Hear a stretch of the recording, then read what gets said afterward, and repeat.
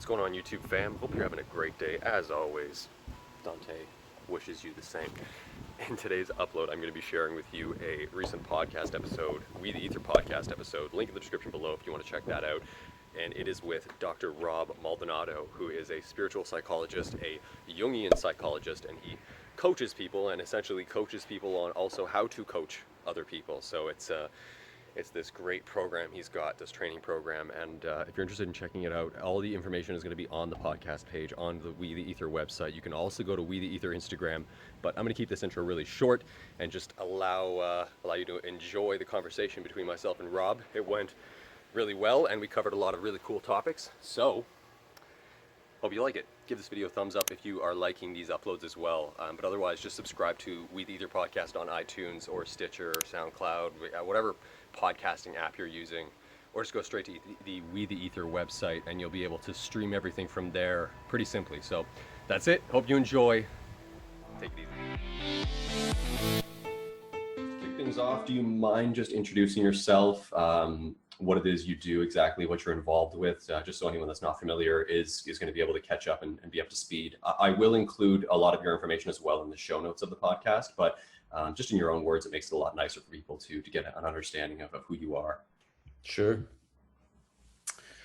So I am Dr. Rob, aka Dr. Robert Maldonado, and I'm the co-founder of the Jungian Spiritual Psychology coaching program.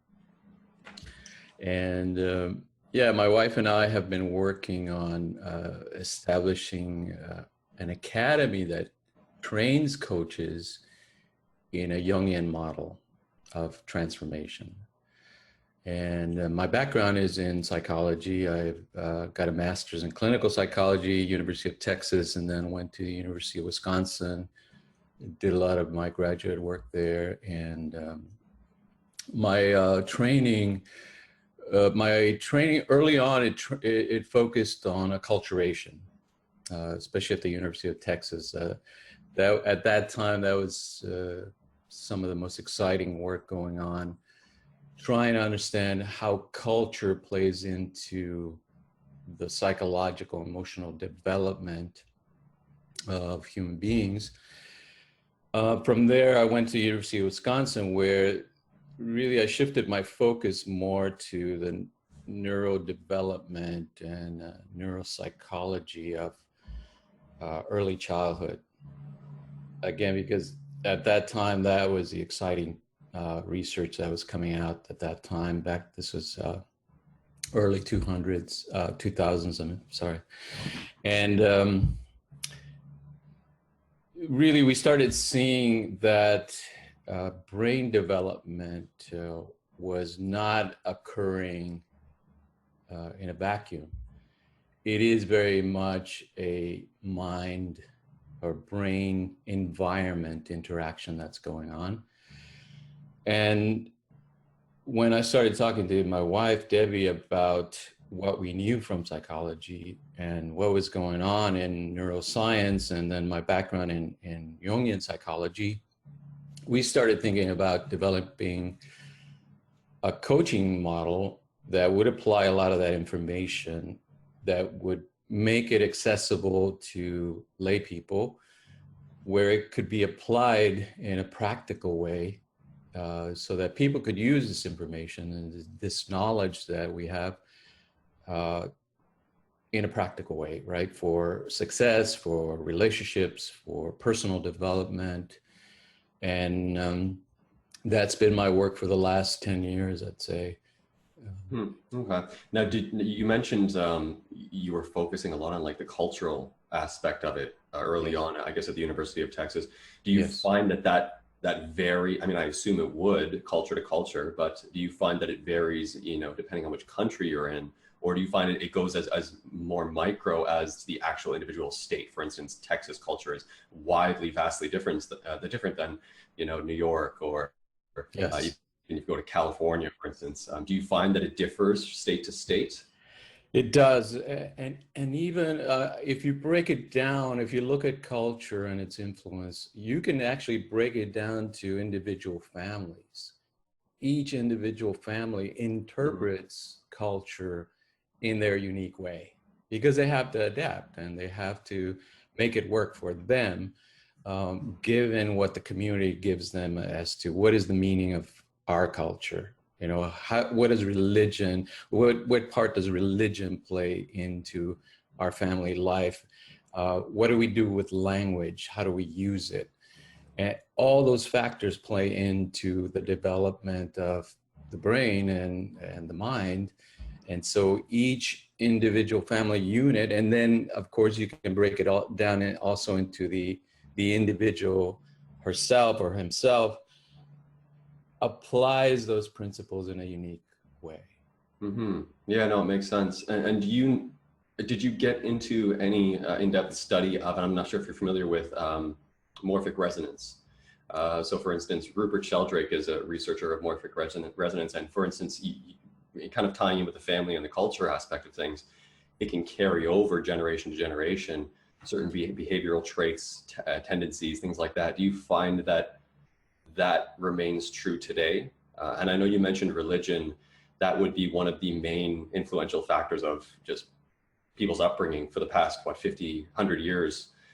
Do you think that there's something that's starting to, I suppose, supplement religion in a way, or at least just becoming more predominantly an influential factor in the cultural development of people in today's society? And do you find that morphic resonance plays a role in that? And even considering the fact that the religious culture would still be rolling over and carrying over from previous generations. So there's, Yes. It almost kind of thinks like it's butting heads in a way, where you have this old way of thinking kind of mishmashing with these new technologies, these new emerging concepts that are being introduced to people through the internet and through conversations such as we're having here. Yes. So what's your take on that? Just the evolution of things. Yeah, I'm not familiar with the morphic resonance work, but in recent years, there's been an emphasis on genetics. So from genetics, and you probably know this, the idea of epigenetics has come in recently to where it's showing that the experience of the previous generations Mm-hmm. is being carried on into our current behavioral makeup. So that means whatever my parents, my grandparents went through, I'm inheriting some of that residue Mm-hmm. genetically. And so it's impacting on the way I'm going to react to my current environment as far as language, stress, social situations. It's going to impact the way I see those things and the way I react to them. And certainly from the point of view of Jungian psychology, one of the main ideas that he emphasized was that regardless of our technological development, we are still spiritual beings and have that religious instinct in us. And it's going to come out some way or another, whether it's stifled or not by the current social situation, which tends to dismiss it or repress it. It's going to come out somehow. It's going to demand a little bit of attention. And I think the way it's been coming out is you certainly see a lot of the ideas about New Age, ideas about spirituality. Yoga has come into play in the West a lot. But it's not, let's say it's not culturally integrated as well as it could be. Mm-hmm. And so it's definitely playing a big role in the way human beings have been developing and relating to technology. And then, of course, neurologically, we know that looking at screens for long periods of time is going to change the brain structure and the way the mind functions. It's because it is a brain and environment interaction that creates the human being. As far as whether that's good or bad, we still don't know. Yeah, it's really early on, I guess you could, I mean, just the emergence of technology, it's so early on that we really don't have any way to determine in what direction that's going. I assume only for the better, just because the openness of information now and just the ease of access is, and even what you're doing just with just building things on like a Jungian philosophy and being able to just spread that information out. It's just so much more, so much better than you could have years ago. I mean, I'm sure you've been in it for a while. I'm sure you know, it's just, it's crazy now. You can hit record, film a podcast and reach so many people. And I'm sure people reach out to you and express their, their interest in what you're doing, I'm sure. Now, part of Jungian psychology has to do with dreams. Is that correct? Yes. And dream interpretation. Mm-hmm. Now, do you integrate that much with your training program, that you help people interpret their dreams and the symbologies of their dreams and how to, I guess, interpret that and then translate that into their waking state, their day-to-day life, which, I mean, some people that are very philosophical could argue that the difference between the dream state and the waking state is it's a very fine line, especially if you're into shamanism and Native American culture. But do you find, or do you train people on how to interpret their dreams and how to integrate that into their day-to-day experience? Yes, yeah. The general training, I'd say we're teaching an approach to the unconscious mind. How do we approach this idea of the unconscious mind? Because really, Freud and Jung kind of gave us that, that tradition of working with not just our conscious thoughts, our cognition, but what's going on in the unconscious mind. Now, Freud and Jung saw the unconscious very differently, whereas Freud saw it as a very personal kind of repository of our past experience and repressed wishes. Jung really, because he had this bigger view of culture, religion, mythology, he saw the unconscious as the repository of all human experience. And not only human experience, but even going back further, our biological inheritance from animal life and our connection to the earth and the cosmos. And so the idea of the collective unconscious gives us that entry point into the dream world, the inner world. And certainly understanding mythology, understanding religious thought helps us interpret our own dreams in a better context than just, let's say, residue from the previous day or repressed wishes. Now, training people in understanding dreams requires a little bit of thought and consideration as to why do we want to focus on dreams? Why do we want to focus on the unconscious? And the primary idea is this: individuation. Individuation, it's very close to the idea of self-actualization, meaning there's an inherent tendency in the human being to express the fullness of their potential. And going inward, looking inward, especially at around midlife, after 30, 35, people hit that kind of that period where they start to question, is that all there is to my life, right? Is building a career and establishing myself as, in relationships and a career, is that all there is, or is there more to my life? And that's when they start looking inward, and if they don't have the tools, if they don't have the psychological information to do something with that, then they feel stuck often. They get sidetracked, or they, maybe go into cults or get into drug addiction or something, because that tendency is frustrated.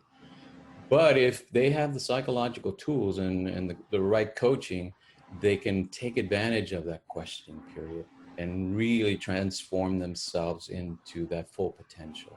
And it comes from within, from understanding their unconscious mind and paying attention to their dreams. Mm-hmm.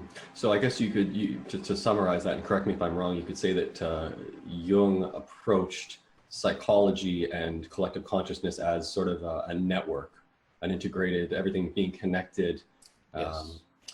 which is very similar. You know, I'm big on mythologies as well, and I've studied Vedas and things like that, and it's almost akin to the to Hinduism, and Indra's net. It always brings to mind Indra's net, which is this connected web held together by these tiny pearls, these jewels, and it really does express that connectivity of everything. And it's really neat that you do arm people with the resources needed to examine and sort of look inward. And that was leading into my next question, which was, where does someone start? I find, I mean, you as well, I'm sure, have a lot of personal relationships where people aren't at that stage of development where they want to look inward. It's almost, a lot of people describe it as waking up as well, coming out of the dreams, you know, and then they'll want to explore their psyche. They'll want to explore their own potential, really, as you said, reaching that level of self-actualization. And a lot of people don't know where to start, and they just get caught in momentum, and they just end up being, it's like they go back to sleep, and then they get caught in that momentum of being asleep, and then all of a sudden a year passes, 2 year passes, 3 year passes, and they've been sleeping this whole time. I find it happens to me sometimes where I'll be, you know, I'll go through phases for, you know, maybe a week straight. It's like, what was I doing that past week? You know, I didn't feel like I was all there cognitively as I am normally, right? It feels like I was a bit disconnected. Something wasn't clicking for me. And that's why I think the dream interpretation is very important, because the unconscious mind will sometimes reveal those things to you.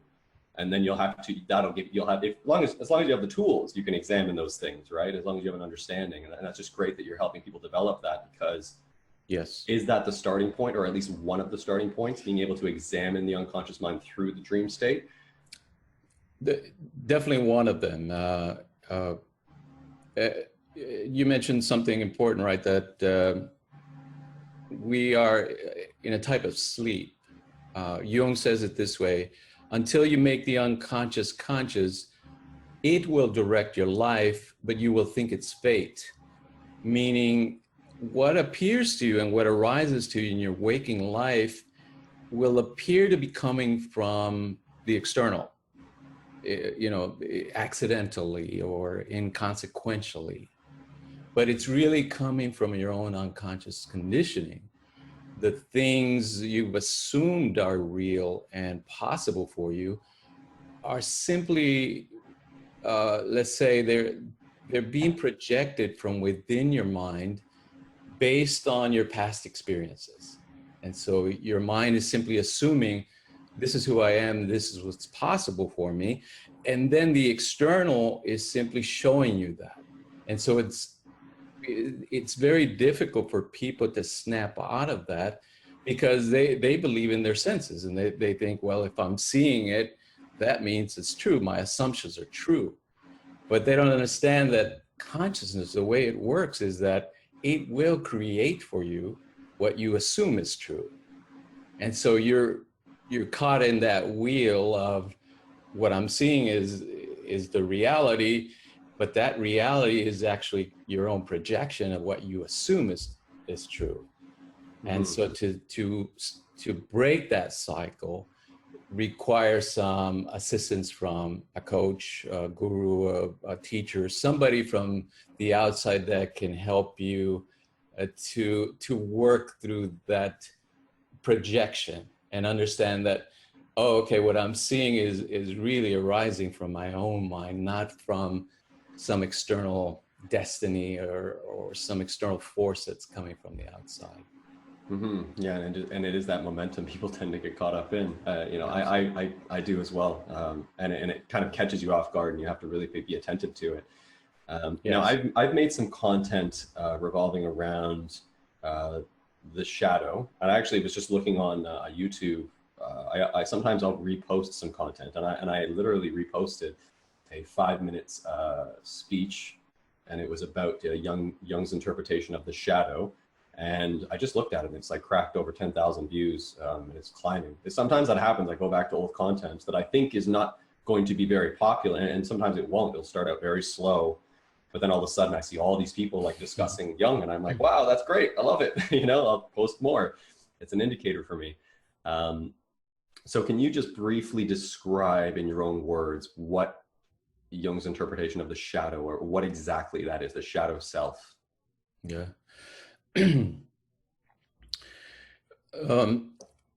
I've seen some of those a lot of videos and a lot of content on the internet, and you know, Jung is like reading the Bible. You can literally find almost every every Yeah. point of view because he wrote so much, you Mhm. know. And very Um, philosophical too. I mean, you can go all different directions with it. Yeah. Absolutely.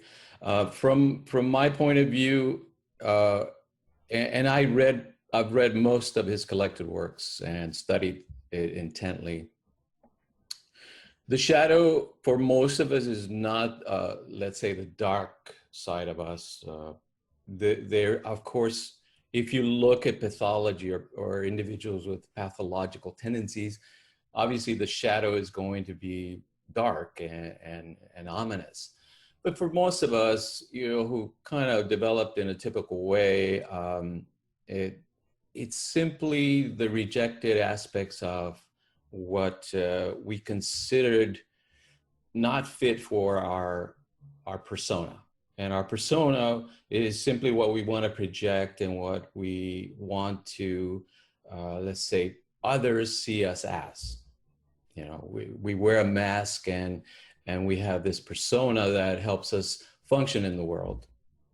All the things that didn't fit, that weren't adaptive, or really didn't help us in that early family structure and that early society that we were growing up in, we tended to reject it. Now, because the function of the mind is to project outward and see reality as external to us, we end up seeing the shadow in others. And so one of the ways that we work with the shadow is that whatever triggers us, and especially the individuals that really push our buttons, like you know, at work, the boss, or and in relationships, right, the partner often is the one that really pushes our buttons, right, because they have that capacity to do so. Yeah, with the least amount of words, they can do the most cutting through. It's really it. Absolutely, yes. They give us the opportunity to really make the unconscious conscious, to see the shadow in all its glory. But we have to know what we're doing, and we have to accept that the reason they're triggering us is because they're touching our own shadow. That is, there's a corresponding element in our psyche that corresponds to what we're judging them as, you know, being angry, obnoxious, intolerant, whatever it is. It's really part of us. And that's the difficult part for us as human beings, because we're used to the idea that there's an external reality and it's separate from us, right? That it has an independent arising from my mind, that if I close my eyes and go away, that reality is still there somehow. That's a kind of illusion, really, that the mind creates. Everything we experience within our consciousness, within our mind. And it is a very, you know, it is ours, essentially. It cannot exist separate from us. And so we're dealing with this shadow element continuously. It's always there. It's simply that we're misunderstanding its nature. So part of the work, the shadow work, is really re-educating ourselves, retraining ourselves about what is it that I'm perceiving. Is it coming from them? Is it something external to me? Or is it part of my work that I have to do? And once the individual starts to understand that, then they can work with whatever comes up, whatever arises, no matter how difficult, if they can train their mind to say, this is saying something about me, right? This is pointing at something within me. Then you can work through any situation in a creative way, in a productive way, where it helps you understand yourself more. And the great thing about the shadow, that most of it, you know, it's not dark at all. What it does, it gives you an opportunity to free your mind from past conditioning. So the more you understand about your shadow, the more freedom you get, because you're no longer projecting externally, which means every time let's say somebody triggers you and you work through it, it opens up that whole area that was previously locked in the unconscious. That's a And great way. all that energy now is available for you to use it in a creative way, in a conscious way. That's a wonderful way of looking at it. I've been starting to be more attentive to that as well. If something arises, I examine the energy, and if my energy is even being sapped to even contemplate what that situation is all about. And it's something, because sometimes you just get so wrapped up in that situation, right? Absolutely. And it is a projection, and it just perpetuates itself when that ends up happening. So yeah, it's definitely holds true for me. And this also somewhat ties in with karma as well, from just from the way you're describing things, and just reliving those past experiences, and even that of your parents and your grandparents and everything else is just, it's great that you do help people with those tools to examine things. Now, I know you have a podcast. Did you have a YouTube channel as well? I wasn't sure. Like, I saw you upload the videos. Did those go on your YouTube channel? Yes, we have our main website is Debbie and Dr. Rob. Okay. And then we have a YouTube channel. It's called HypnoDeb, because my wife started it before we met, and she used that handle, HypnoDeb, on YouTube. And then our podcast is Debbie and Dr. Rob Show, or the Debbie and Dr. Rob Show. Okay. And do you mostly address people's questions on the show, or what's the general format of it? Yeah, we talk about different topics that are interest to us, and we just kind of have fun with it for now. A lot of our work initially was on relationships, because we wanted to present our work in a practical way, and certainly relationships, for human beings are some of the most difficult work that we do. Yeah, definitely. Yeah, I've noticed that, especially with all these. I've been with we're not married. We've been living together for 11 years now. To us, marriage is a little bit different. We kind of see it as just a piece of paper from the government. So it's this weird thing. But I see all these apps, these dating apps, these people just having difficulty just connecting with each other, especially over long periods of time. And in large part because of kind of like what we just touched on, just that interaction between the two and the shadow. I find a lot of people not really able to just take a step back. And even when you're in, a conversation or a dispute or debate with your spouse, it's like not being able to step back and just observe what's taking place from this neutral stance. I do it all the time. I have to bite my tongue. And then I'll even be thinking about a conversation, days later, but not in any sort of malicious way, but almost in just a way where I have to pick it apart and examine myself in that conversation. And I'm really just examining myself from that neutral stance and just seeing how I dealt with what was being discussed and how I can improve upon, how I dealt with it. So I think a lot of people don't really do that. So I think relationship stuff is just a really great area, especially for you to focus on. I haven't personally done it too much, but it's something I've considered just because I just see this huge need for it, especially in today's society and people's lack of connection with each other. And Jungian work really, well, he kind of started the ball rolling, but he kind of ran out of time, I guess, and didn't develop the concept further. But the idea of the anima and the animus are really tremendous ways of working on relationships in this self-reflective way, where you're including your own psychology and your own emotional development in the process, instead of projecting outward and saying, I'm dealing with this person that's annoying me, or I'm arguing with them, or even attached to them, or projecting onto them this incredible beauty and attraction. Really what's going on is you're dealing with your own internal relationship with that anima and animus. And if you understand that, then relationships become really a way of spiritual development, because it is a way of deepening your own understanding and your own sense of compassion and love, because you're not projecting and expecting this other person to bring you happiness. you're understanding that it's coming from you, Mm-hmm. and that you have to get in touch with your own inner, kind of resources for love and compassion. And because if you're not in touch with that, no matter what the other person brings, they could bring incredible love and beauty, but if you're not in touch with that, you're not going to experience it. Yeah, yeah, very true. I actually discussed that. I touched on it briefly in a discussion or a podcast with Lama Surya Das, who is a Buddhist, Tibetan Buddhist monk practitioner. We covered exactly what you were saying, a relationship as a yoga, as a practice, because, and I think I even covered it with Ram Dass, who is another spiritual teacher, Sure. because it's something that it does bring those, I don't know how you put it, but it allows you to work on yourself in that way. And it does so. And when I really examine, the two, I always think of the two becoming the one.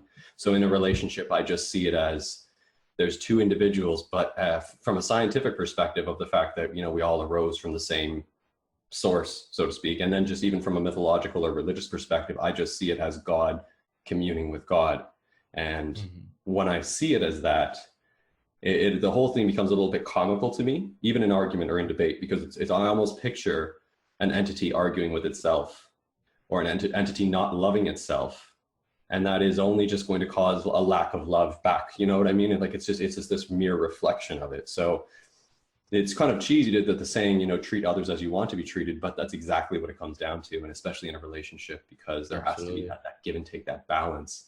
And I like to come at it from all perspectives, from this, the religious, the mythological, and then the scientific as well. And it all sort of leads me to the same thing. So it's just really interesting, and how you put it there. It just reminded me a lot of that relationship yoga that, I've discussed before with some people, and it's powerful. It's very powerful because it's someone there that can reveal things within you that you can then bring up and work on that you may not have done so yourself. And they're so close and intimate with you that they're going to have that perfect way of doing it. There's that exact way that needs to be done so that you can examine things. Yeah, we're definitely in an interesting time that we're living, because we do have access to so much knowledge and information, both from the East and the West, that's giving us a new perspective on what is consciousness, what is love and relationships. What are we dealing here when we talk about the mind, dreams, even our everyday experience? What is it made out of? And all this, the new physics that they're coming out appears to confirm a lot of what the Eastern philosophy was talking about, that we're dealing with Maya. It doesn't mean it's not real, but it means that the nature of its existence, the way it appears to us, is very much, it's very much an illusory experience. It's a type of projection, a type of, it is very dreamlike, in that the meaning we ascribe to it is really our own understanding of it, our own experience of what does this mean? It's up to us to create that meaning, to deepen it, to open it up to what is it showing me about my own mind, my capacity to love and to understand life. And once you start to see that, then everything becomes a way of learning, right? A way of understanding.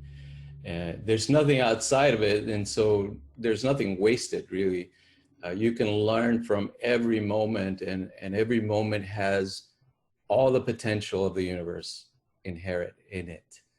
So it does bring us to a point in history where I think we need to get this information out, like you're doing through your work, that it's not about going off to the Himalayas. It's not about reaching some mystical state in a yoga posture somewhere.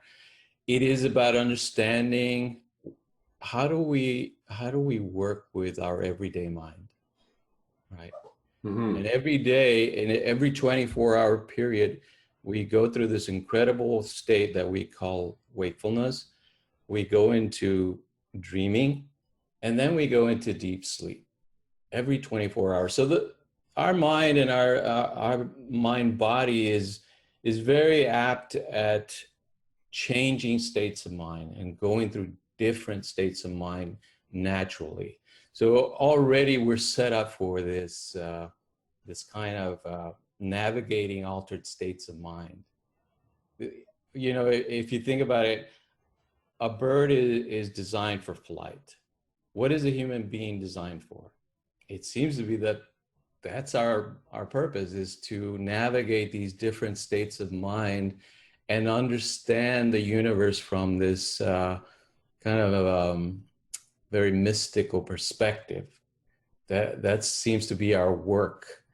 And we're happiest when we're doing that, right? Mm-hmm. When we're thinking about these things or perceiving them in the right way, it just seems to bring a natural joy and happiness to our being, because that's our nature. That's our true nature. Right. And it's certainly not watching the Kardashians or anything like that, right? Yeah. It's contemplating some philosophical things. And that's why I do produce some of this content. It's just because there's so much noise out yes. there with just nonsense and garbage. And it's just, it's tough to get through, especially with some information that's, going to be really resourceful for people. And what you're doing, actually, it reminds me a lot of just, there's actually a guru in India, and he describes, I think his name's Sadhguru, but he describes the human body, the mind, as a technology. It's basically a piece of technology that we're given, and we don't have a manual for this thing.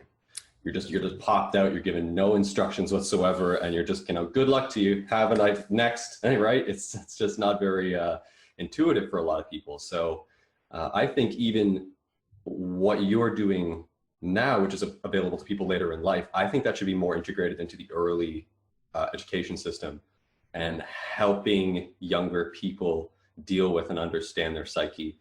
When I was younger, I was always deep in thought, but I found no one else around me was deep in thought in a similar way. And it was a little bit isolating, and it doesn't help one develop that skill set of inward reflection and things like that. So it wasn't until later in life, almost what you alluded to earlier, in my late 20s, 30s, is when I really started to get into all that stuff. And it was after having pretty successful business career to that point, achieving certain things, and then thinking, okay, so what now, and then it kind of left me thinking, okay, I'm going to go back to how I thought as a child, but do it from an older age now, where I can actually guide myself on how to interpret those things that I was feeling or experiencing. So that's really been my journey so far, from a middle age to going to later in life, and I see it continuing to progress. And just part of my mission at this point is to help others do the same, get them on the same path, and allow them to, without sounding too cheesy, but allow them to become that lotus flower. To really get up out of the muck, get up out of the mud, because that mud is Maya. That is part of the illusion of it all. So, that's really the purpose of me creating the content. Absolutely. That's part of what we saw also is the question for us was like this: can we create something where people are able to express that higher purpose, which is, like you said, to free your mind and to help others free their mind, where they can do it full time?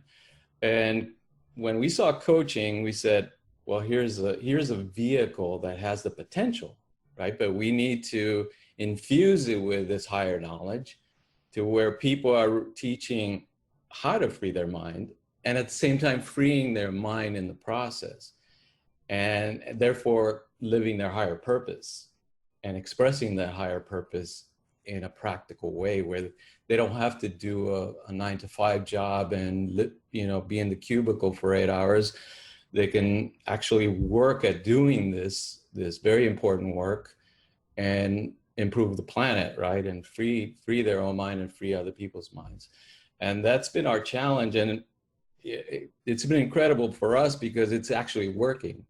We've been actually able to do this and to sustain ourselves and thrive while doing this kind of work. That is, like I say, for us, it's the greatest joy to focus on this work, because we're talking about it continuously and we're teaching others continuously, and therefore freeing our mind continuously and freeing other people. It's just constantly renewing yourself in the process as well, and you're learning as you're teaching, and it's just this back and forth, give and take, very much like a relationship you're establishing with just masses of people.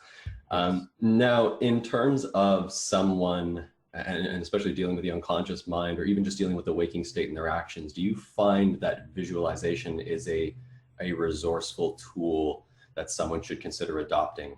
Visualizing any aspect of their day-to-day experience. I personally practice this where I'll in the mornings, I like to visualize my day through to the end of the day.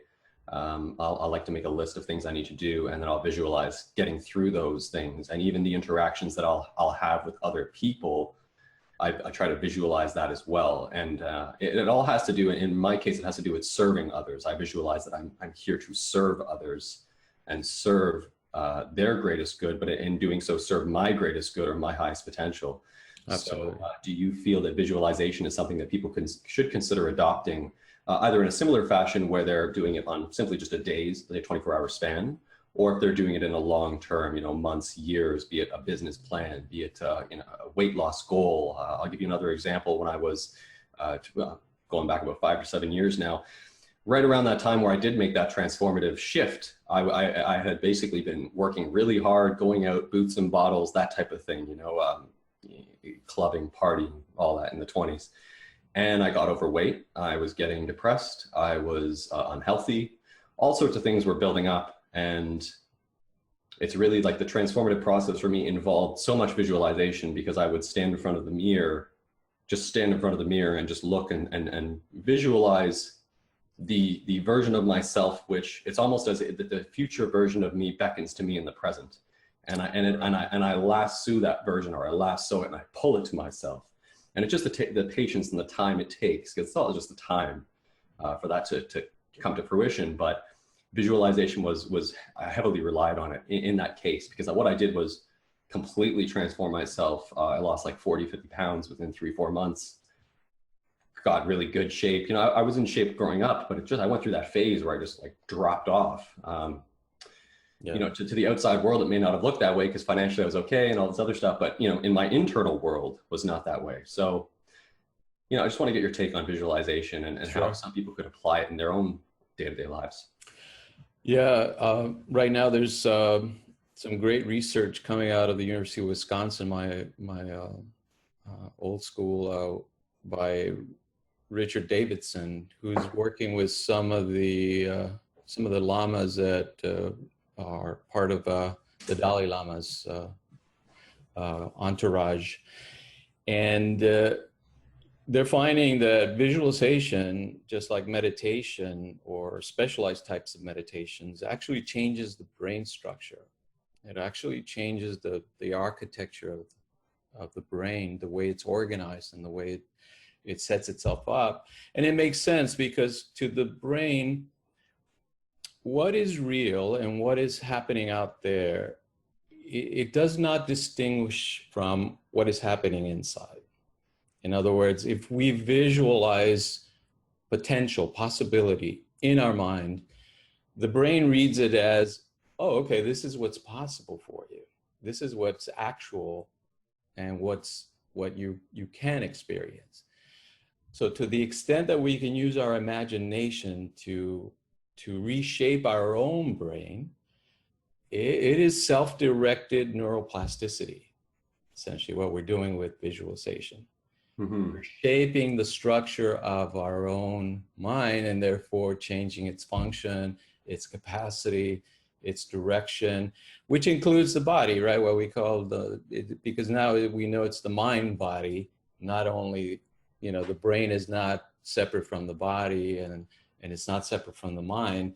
So as we're able to use imagination through visualization to direct what is possible for us, what do we want our experience to be in life, we are taking control of our own destiny in a very literal sense, and reshaping ourselves from the inside out. Now, given that, a lot of people think, okay, if I just focus on getting money or getting success, somehow it's going to appear, and they're disappointed when it doesn't appear. Well, that's because, again, if you're not conscious of that previous conditioning in your mind will not believe that those things you're visualizing are actually in your capacity to achieve, right? Because the unconscious will override your conscious decision. That's why a lot of the work is about working with the shadow, working with the past conditioning, so that you can understand it. You can, kind of digest that karma from the past. Once you do that, then your visualizations become very powerful, and you are able to direct it. Mm-hmm. Like cleaning the fog or muck off of a dirty window in a way, really just doing that work so the perception can be a little bit clearer, perhaps. And what I find is when doing that visualization, and it's funny you mentioned, I think I actually watched one of your episodes with your wife discussing that a lot of people do these vision boards, and a lot of people are sort of caught up in this law of attraction power and all this other stuff where they think that it's done in a way where you don't actually have to do any work towards it, aside from, throwing some pennies in a well and turning your back and wishing something, right? Right. So I like to focus on what a lot of people is, and even when I stood in front of the mirror in that example I had given, it's not like I just snapped my fingers and 3 months later I lost the weight. I did the work every single day leading up to it. Yes. And even with, dieting and everything else. So I just want to get your take on this, but there's something I always consider, and I've discussed it on previous episodes of the podcast as well, but this conceptual plane, or a realm of possibilities that through visualization you can tap into and call forth and claim what it is you want and bring it into manifestation. And in doing so, having the capability, and this is in large part what you're teaching, but having the capability to bypass the unconscious or the shadow in this case, and really just get the I guess trying to find the best means to bringing that into fruition, to bringing that into manifestation. Like, you have the idea, you want to claim it. The method isn't necessarily to put up a vision board, but to do the work, to take action in the field of action. The field of action being our dimensional reality, our space that we all reside in. You Yes. create the conceptual, you create in the conceptual plane, you claim it, you bring it, and then you take action. And I find a lot of people get caught on that action. Where's that first step? I've got it, it's in my head, this is what I want. Where's my first step, and how do I move forward in that direction? Do you have any advice for people that get caught like that? Yes. A lot of it comes from the perceptual mechanisms that we have. So if we think perceptually, it appears that I'm waiting for the external to verify what's possible for me. So, for example, if I'm looking for a job, I'm taking action, but I'm perceiving the goal to be external to me, to my mind. That when somebody responds to my action, that will be the verification of what's possible for me. Right? Okay. So I'm looking for feedback almost from the outside world, yes. Right? Yeah, I'm waiting for the feedback to verify what's possible for me. Now, that situation, we're just assuming, and it's running unconsciously, and therefore we're caught up in a type of delusion. Perception is really setting us up with false information in a way. So a lot of the Eastern work, if you notice, is focused on looking inward and understanding the nature of the mind, because that clarifies the misperception. Your thoughts create your reality, meaning your mind is the cause. The cause is not out there. The cause of happiness is in your mind. The cause of success, the cause of abundance, the cause of everything arises first in the mind. Then you see it externally.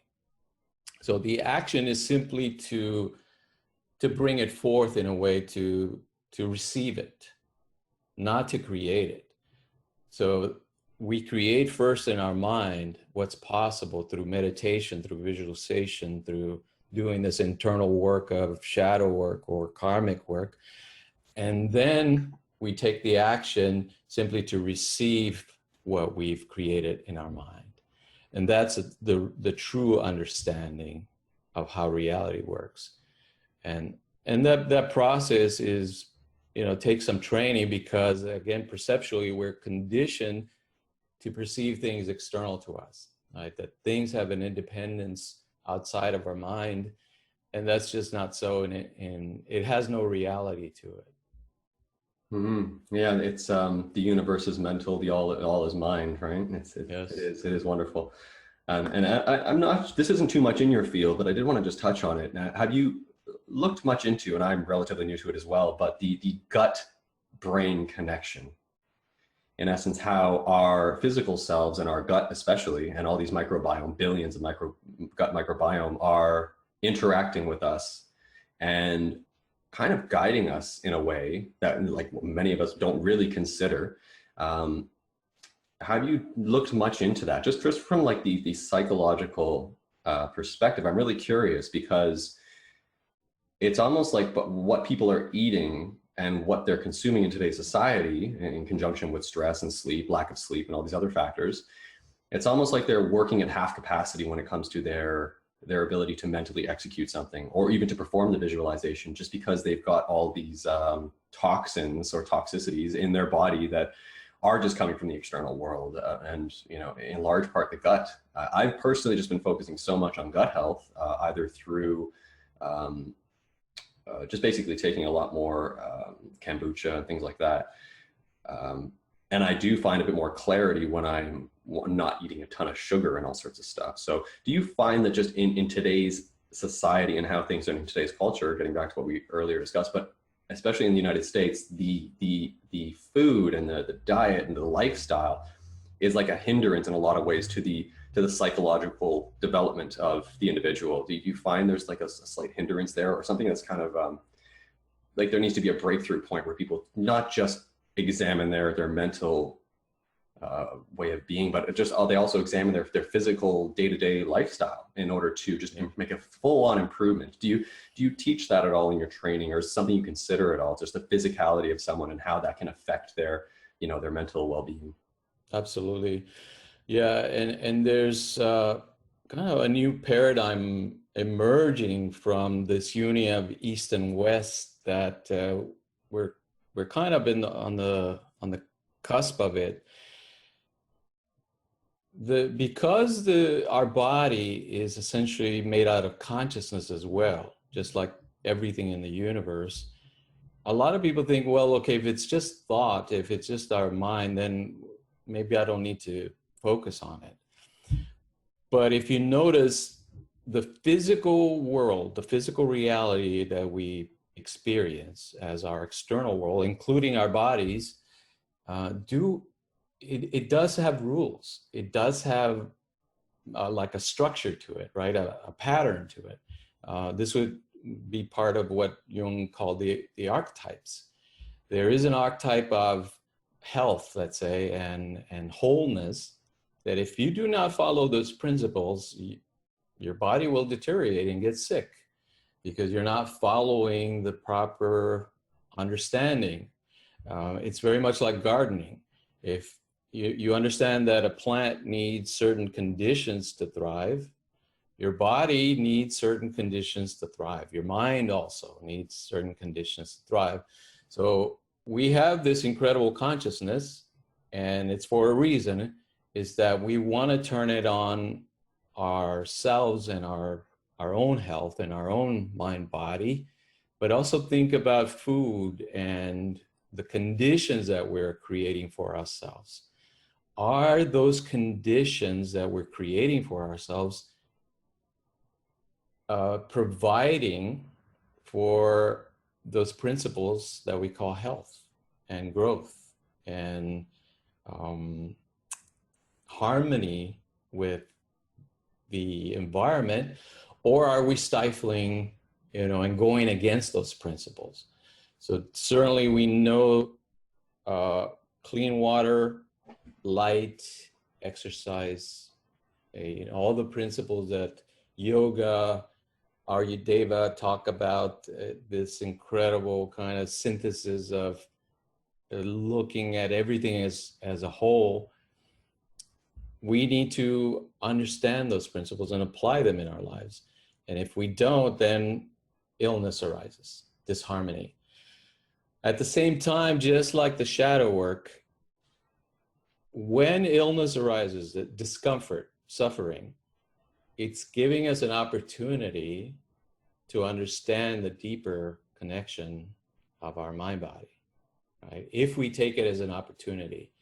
If we simply throw drugs at it or surgeries at it and try to correct it in a, let's say, a misguided way, right? Because we're treating the body as separate from the mind, and we say, well, if something's wrong with my stomach, let me just throw some drugs that work on the stomach and maybe kill all those natural bacteria that thrive in the stomach.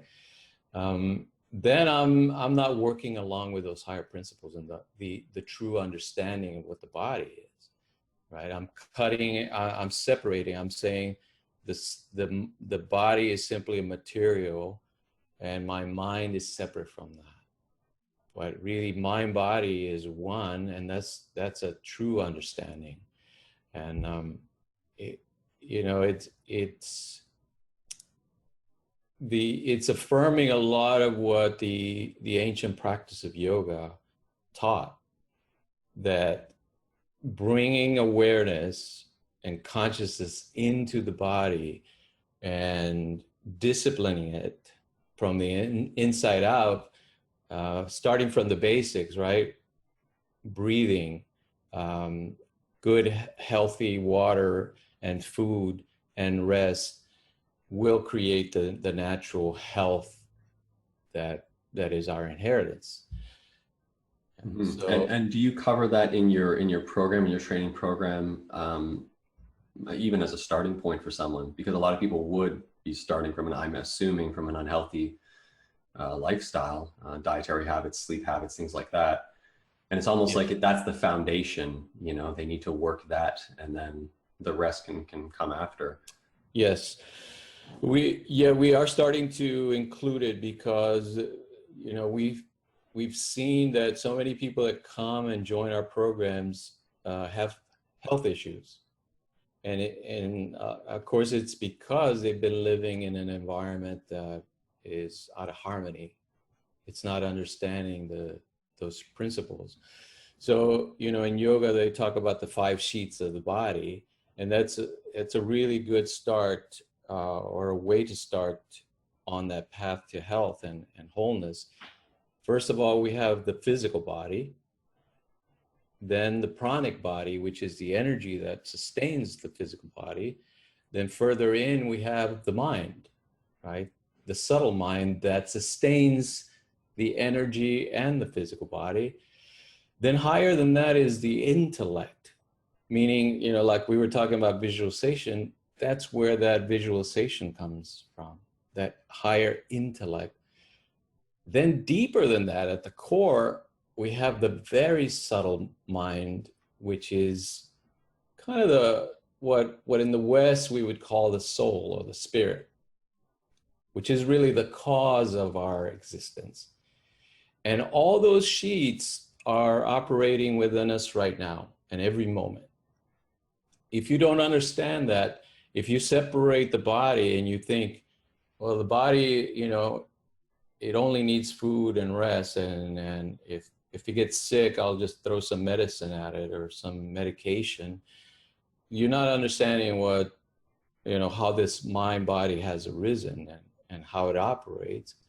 Then that's when you get into trouble. You start to suffer, you start to feel pain, it starts to be out of harmony.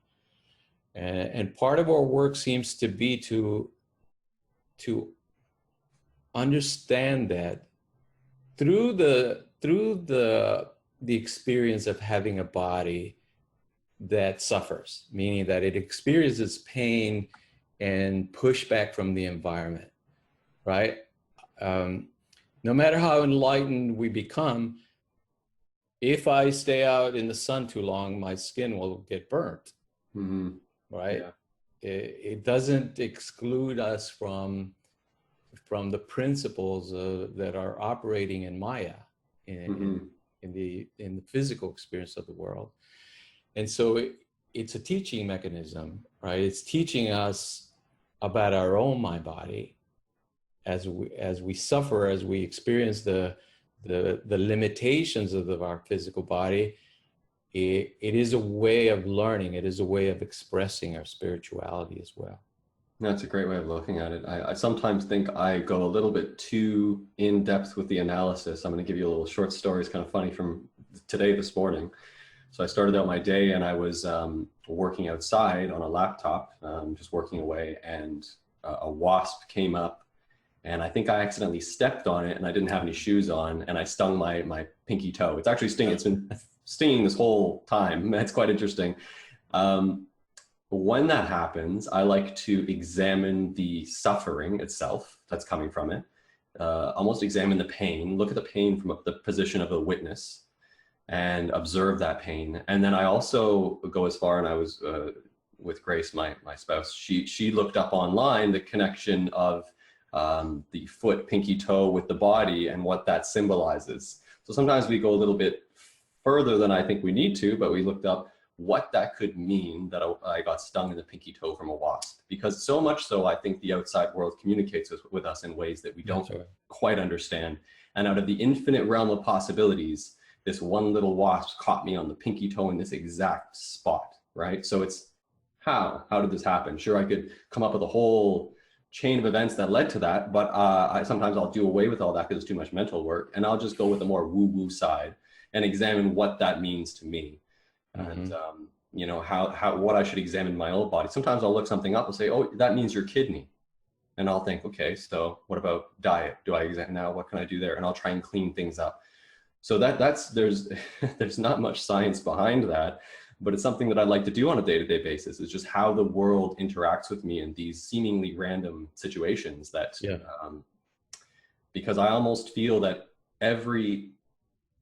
there's a realm where that bee or that wasp had stung me in every single one of my toes and every single part of my body. And the one that took place was the one that obviously did. That's the one that came through. So that's the one I should examine. It's just something I like to do personally. And I think sometimes I'm a little crazy with it, but it's very much akin to what you're saying or what you're describing. So I just find it pretty interesting. It's kind of a little anecdote. Jung talks about entering the symbolic life, and that's precisely what it means, is that instead of seeing these external events as just random meaninglessness, no, everything is somehow part of our psyche, right? The living psyche. There's nothing separate from it. There's nothing outside of it, and therefore even me stepping on a wasp and it stinging my little toe means something. Now, exactly what that means, we don't want to, let's say, just use a reductionist approach and say, well, you know, in the dictionary it says it means this. That would be too limiting. The living experience of the symbolic life is that I take it into consciousness and understand it as, oh, this is speaking to me somehow. Now, exactly what it is, I don't know. It's very much like a conversation, right? There's a back and forth and an openness that we're experiencing. And the meaning then starts to emerge from that back and forth, right? So I'm not just looking for a quick answer to it, but I'm looking at it in that open way and saying, there's something speaking to me here. Life is speaking to me directly here. I like that. Life is speaking to you, communicating with you. Yeah, I firmly believe in that. And people describe that type of thought processes as synchronicity, which is the outside world communicating with you. There was another incident recently. I was just driving along and there was a grasshopper in my vehicle, just one grasshopper. So of course I had to look up what this means. You know, what does this little grasshopper do? He drove with me for like 15 kilometers. So I'm thinking, must be my buddy for some reason. So I like to interpret what that means exactly. And in that case, I think it had something to do with leaping forward in life, making big moves towards your dreams and things like that. So that was motivating for me. Yeah, the grasshopper often represents the trickster as well, or part of that, the symbolism of the trickster. That's pretty cool. Yeah. I've gotten more into that stuff and over the years, and I think it's a little bit on the woo-woo side, but that's only towards, in the perception of science, I guess you could say. Mm-hmm. So what are the biggest challenges or hurdles that someone faces when they first come to you, when they first want to, what is the obstacle that you find most people face when they want to get started down a path where they're starting to examine themselves, do more inward work, and just generally improve their state of being and their overall wellness in life? What do you find people's hurdle is when they first start along that path? Yeah, the hardest part for all of us is to let go of our ego, that attachment that we have to our identity as persona, right? As this is who I am, this is I. Because all our life, especially that first half of our life, we've focused so much on establishing ourselves as ego, as persona, and saying, I'm going to make it, right? I'm going to survive. And rightly so. We need to survive to be able to do this higher work. We need to establish ourselves as individuals and be healthy and be, clear-minded and all that. But when you enter individuation, then it's almost everything is upside down now. Now it's about letting go of a lot of that, of those assumptions that you've held on for so long and that you've depended on for so long to keep you feeling like, yeah, I'm an integrated person and a complete human being. Now it's about opening up the mind to the collective unconscious, like Jung says. What is the meaning of mythology? What is the meaning of the universe? What am I doing here? And who am I? Right? If I am not the individual persona, what does that mean about my life? And that part, it's difficult because, like I say, it threatens everything that we've held dear in our life up to this point. It does away with a lot of our assumptions as to what is the meaning of my life and who am I. And that's I think that's the biggest challenge for all of us. Mm-hmm. It's almost as if some sort of tower had been built up and just knocked right over. And then they think, oh, what about my tower? Where, I built this thing up and now it's, the Lego blocks are all down. So do you, sorry, I'm just trying to think of how to structure this question here, but do you find, and I'm going to get into the psychedelics as well. I'm not sure if you're familiar with the Johns Hopkins University, I believe I pronounced that right, and their research towards that. Do you find that it's a gradual process when someone has to do it without the use of I call them tools, psychedelics, psilocybin mushrooms, dimethyltryptamine, things like that can bring them to a state that they aren't too familiar with because they've already constructed this reality, this tower for themselves. But when it's like a very quick, fast way to just knock that tower down, as opposed to doing that work that could take months. Have you had any experience with either people using psychedelics or anything or even yourself, to cause an immediate shift in perception? And I know especially towards PTSD, towards a lot of trauma, towards even in some cases bipolar and things like that, these substances are being applied and successfully applied. So I just wanted to get your take on that. Sure. I did a lot of traveling and work in Mexico early on, and I met some of the Huichol people, they're a Native American tribe whose sacrament is the peyote bud. And the peyote bud is a psychoactive, psychedelic. I participated in some of the rituals, and I can tell you it is life transforming to experience the mind from within through those rituals. At the same time, it is a ritual, and understanding culture and the way it works, it helps to have that cultural support to experience those things in. Often people are kind of violently extracting those rituals and trying to apply them in another context, right? A medical context, or kind of well, often just kind of a frivolous content, right? Where they want to get high, or want to experience something different. Yeah, and I have a few friends just like that. Yeah, it's medicating. Those I find it's medicating, and it's always getting high. It's always just, it's like taking an aspirin, but it's not addressing an underlying, another underlying issue, I find. That's right. Yeah, if you look at those cultures, their whole system is really meant to support that experience in a broader context, not only just that it's the psychoactive element of it, but what does it mean to have that transformation or have that experience in your mind, and then how do you apply it and sustain it throughout your life. So I think that that's where we're at.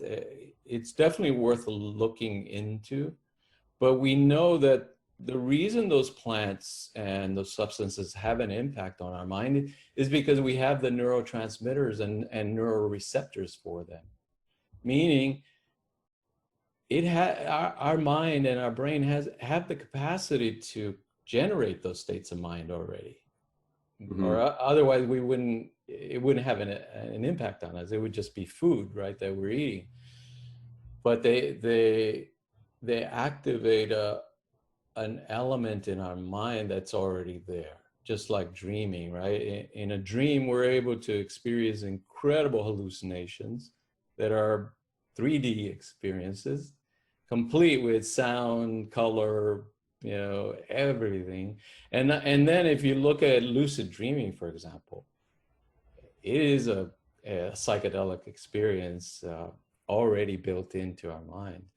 So I would say it's definitely worth looking into psychedelics, but in a careful and studied way. Right? And possibly in conjunction with some additional work that's supportive of the use of those psychedelics. That's right. Which supports the after experience. Like, what are you going to do with that experience? What is the meaning of that, and how is it going to help you? How can you sustain it in your life instead of just having that experience and then going back to, business as usual? Right. And then just having that feeling of needing to go back to have that experience, and then again, back to business as usual. So, and those are those friends that I was describing, that's exactly what they do. And a lot of them have that 9 to 5, go in an office and sit there. And then it's like every other weekend they're going and doing ayahuasca and these things. And without trying to figure out a practical application of how to move that forward into their own lives. So I just find it to be, but in a case of a situation such as what you're doing, it's a bit more controlled. There's a little bit more, I don't know if substance is the right word to it, but there's just a little bit more there where you could actually help guide someone with the use of those tools. I just see them as a means of fast tracking. For instance, someone that's 65, 70 years old, I think of my mother as a perfect example. She is not very, she's kind of raised Catholic, like very strict in that sense, and not so much into a lot of those other ways. It's just a very, very old way of thinking. And karmically, that's something that I've had to examine as well. But I think of her case, and I've pitched it to her before. She's never done drugs or of any type. And I've pitched it to her. I think you should do some psilocybin tea or something, because it's 65 years of this conditioning, 65 years of being asleep. And sometimes just that little bit, just a glimpse of the possibility allows someone to then develop an interest and further explore it. So I think that just in terms of just that initial push, sometimes that can be very beneficial, but it needs that support system. It needs the training to coincide with it in order for it to be a long-term viable option for people. Yeah, absolutely. I think it was Huxley who experienced mescaline, and in his deathbed, he wanted that was his request, to have some mescaline. in order to really enjoy and experience the death process. Yeah, it's definitely a way of opening the mind. I used to have a friend who'd say, I don't trust anybody who hasn't had a psychedelic experience. Yeah, I've heard that before. Yeah. Because it does change your perception of what is the mind. But luckily, we do have now the wisdom of the Upanishads and the Gita that teach us that we can access these potentials of the mind without the need of these psychedelic substances. Yeah, definitely. Just need someone to help sort of expose that information to people. Yeah. Well, we're just about an hour now in, and I don't have too many other questions for you, but I just wanted to kind of summarize and say thank you for taking this time and sharing your thoughts and everything it is that you're doing. And maybe we can have another follow-up conversation down the roed. I'd love to. Was there anything else you wanted to just touch on before we hop off? Anything you wanted to share with anyone that's listening? I'll just say that I think everybody has a sense that we are living in a very unique time, and we all need to do our best and really wake up and use all our potential.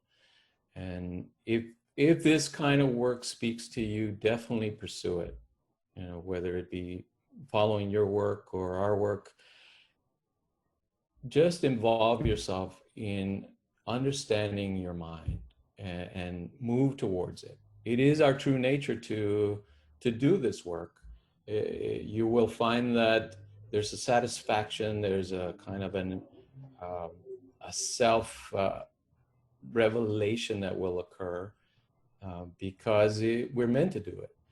It's simply waiting for us to acknowledge that need, and it will meet us halfway. So as soon as we set the intention to work on our mind, to look inward, to experience something deeper, life will respond. The universe will show us something about ourselves. So I definitely invite everyone to do it and not give up. It's our true nature. It's our experience here. That's what we're here for. Beautiful. Yeah. I totally agree. Yeah. I just want to say to you, thank you for your work that you're doing. It's incredible. Keep up the good work, and we hope you continue. Well, thank you for your kind words. And yeah, I mean, my work is to have people like you express what you've done and try to bring more attention to it. Really, it's really it. Take whatever following I can amass and just guide them in the right direction to who they need to reach out to or communicate with in order to better themselves. I'm not sure if I'm personally that person that can help them. I just feel like I'm I guess you could say like a conduit to help guide people, really. Yeah, but I don't necessarily have any training programs myself. I just like to guide people to those programs. But no, thanks again, and I will keep you posted on when this gets uploaded. It's usually pretty quick, within like a week or two. Awesome. But I'll be in touch. All right. Great talking to you, Adam. Thanks a lot. Take care. Bye-bye.